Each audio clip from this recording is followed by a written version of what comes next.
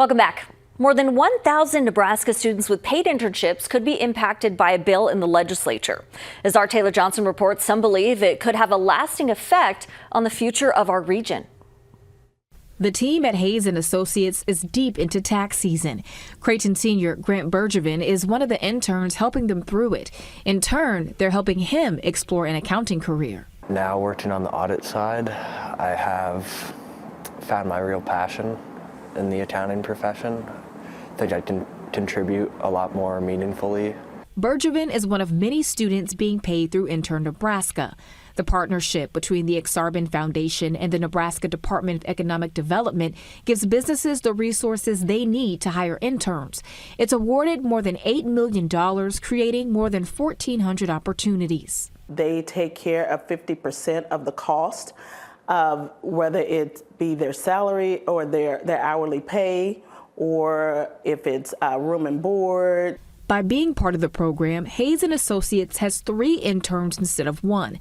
They say the extra hands go a long way. They put in just as much hard work as everybody else. So, I mean, without them, it would be a challenge. If passed, LB 423 would get rid of Intern Nebraska and reallocate the funding.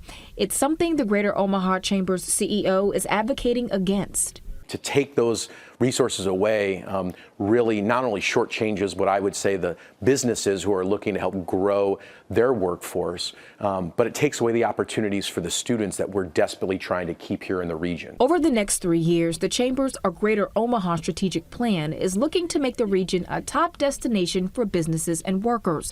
But they say taking away investment in the workforce could stall progress. If we don't find ways to double down on quality programs like Intern Nebraska that really does help us retain our talent, the real question is what will we double down on in the future then to try to help stop the brain drain in the future.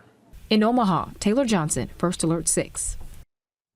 A hearing for LB 423 is scheduled for early next month. That's at the State House.